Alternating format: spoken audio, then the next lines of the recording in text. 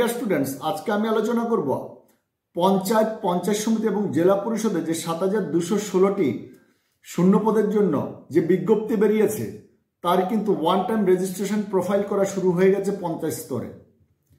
তাহলে সে one time registration profile করার আগে আপনাকে জানতে হবে যে এই পঞ্চায়েতে আবেদন করার জন্য আপনার শিক্ষাগত যোগ্যতা কত প্রয়োজন এবং আপনার বয়স কত প্রয়োজন এবং আপনার প্রার্থী বাছাই পদ্ধতিটা কি রয়েছে। আপনার এখানে শিক্ষাগত যোগ্যতা প্রয়োজন ক্লাস 8 থেকে গ্র্যাজুয়েট, এবং কিছু কিছু পদে আছে আপনার ইঞ্জিনিয়ারিংরাও কিন্তু আবেদন করতে পারবে।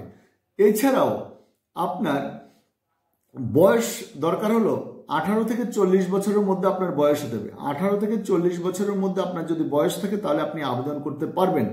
এবং যারা SC ST রয়েছে তারা কিন্তু বয়সে 5 বছর ছাড় পাবেন এবং ওবিসিরা বয়সে 3 বছর ছাড় পাবেন আর কি। এইবার চলুন আসা যাক প্রার্থী বাছাই পদ্ধতি কি আছে। প্রার্থী বাছাই পদ্ধতির জন্য প্রথমে ডিস্ট্রিক্ট লেভেল সিলেকশন কমিটি মানে জেলা পরিষদ স্তরের একটি বোর্ড তারা তৈরি করবে, যার নাম হলো DLSC মানে ডিস্ট্রিক্ট লেভেল সিলেকশন কমিটি। তারা কিন্তু এই পরীক্ষাটা নেবে নির্দিষ্ট প্রত্যেকটা জেলার মানে ম্যাজিস্ট্রেট আর কি, DLSC বোর্ড আর কি, তারা প্রার্থী বাছাই করবে হবে। কিন্তু তার আগে আপনাকে কিন্তু ওয়ান টাইম রেজিস্ট্রেশন প্রোফাইল কিন্তু করে রাখতে হবে। ডিস্ট্রিক্ট লেভেল সিলেকশন কমিটি যখন ধরুন বর্ধমানের জন্য, বাঁকুড়ার জন্য, প্রত্যেকটা আলাদা আলাদা ডিস্ট্রিক্ট আলাদা আলাদাভাবে কিন্তু কোয়েশ্চেন্স করবে, ঠিক আছে, আলাদা আলাদাভাবে পরীক্ষা নেবে। এইবার তারা যখন বিজ্ঞপ্তি দেবে আপনারা তো ফর্ম ফিল আপ করতেই হবে, কিন্তু তার আগে কিন্তু আপনাকে করে রাখতে হবে ওয়ান টাইম রেজিস্ট্রেশন পাসওয়ার্ড বা প্রোফাইল ক্রিয়েট করে রাখতে হবে। এইবার এই পাসওয়ার্ড ক্রিয়েট করতে গেলে আপনাকে কি করতে হবে, আপনাকে একটা মোবাইল নাম্বার লাগবে, আপনার ইমেল আইডি লাগবে, আপনার নাম লাগবে এবং আপনার ডেট অফ বার্থ লাগবে। এই 4টি ইনফরমেশন দিয়ে আপনাকে ওয়ান টাইম রেজিস্ট্রেশন প্রোফাইল করে রাখতে হবে। ওয়ান টাইম রেজিস্ট্রেশন প্রোফাইল করার পর আপনাকে কিন্তু দেখবেন একটা তারা ইউজার আইডি দেবে এবং তার একটি পাসওয়ার্ডও আপনাকে দেবে। এই ইউজার আইডি এবং পাসওয়ার্ড আপনি আপনার কাছে রেখে দিতে হবে, যাতে নেক্সট সময় ধরুন আপনি যদি হাওড়া জেলার ক্যান্ডিডেট হন, তাহলে হাওড়া জেলার ডিস্ট্রিক্ট লেভেল সিলেকশন কমিটি যখন বিজ্ঞপ্তি বের করবে তখন ওই one time registration profile, user ID এবং পাসওয়ার্ড দিয়ে আপনাকে ফর্মটা ফিল আপ করতে হবে। এইবার কোন কোন পদে কি কি শিক্ষাগত যোগ্যতা প্রয়োজন আছে সেটা কিন্তু আপনারা বিস্তারিত আমার পরবর্তী ভিডিওতে পেয়ে যাবেন। তাহলে এখন আপাতত আপনি জেনে রাখুন যে আপনার বয়সটা আমি বলে দিলাম, শিক্ষাগত যোগ্যতা কি কি দরকার সেটা বলে দিলাম, প্রার্থী বাছাই পদ্ধতিটা বলে দিলাম, ডিস্ট্রিক্ট লেভেল সিলেকশন কমিটি যে প্রার্থী বাছাই করবে সেই বোর্ডের নাম বলে দিলাম। এছাড়াও এখন বর্তমানে কিন্তু চলছে one time registration profile password.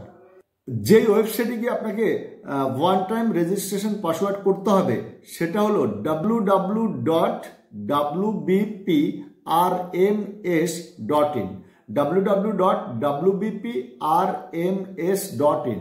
এই ওয়েবসাইটে গিয়ে আপনাকে one time registration profile password create করতে হবে, যেখান থেকে আপনি একটা ইউজার আইডি এবং পাসওয়ার্ড পাবেন।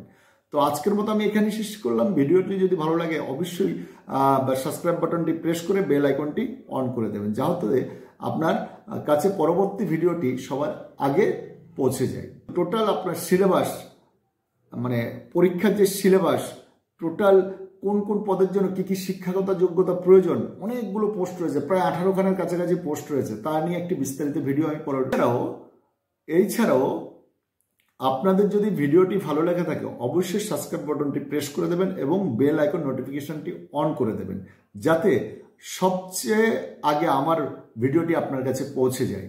এছাড়াও এই পঞ্চায়েত সমিতি এবং জেলা পরিষদের যে ভ্যাকান্সির যতগুলো ভ্যাকান্সি রয়েছে এবং তার জন্য কতগুলি পোস্ট, প্রায় 18খানার উপরে পোস্ট রয়েছে, সেই পোস্টগুলোর জন্য শিক্ষাগত যোগ্যতা কি কি প্রয়োজন এবং কারা কারা আবেদন করতে পারবেন এবং আপনার টোটাল সিলেবাস কি রয়েছে, এক্সাম কত নম্বর হবে, ইন্টারভিউতে কত নম্বর থাকবে, তাই নিয়ে একটি বিস্তারিত ভিডিও আমি পরবর্তী ভিডিওতে দেব।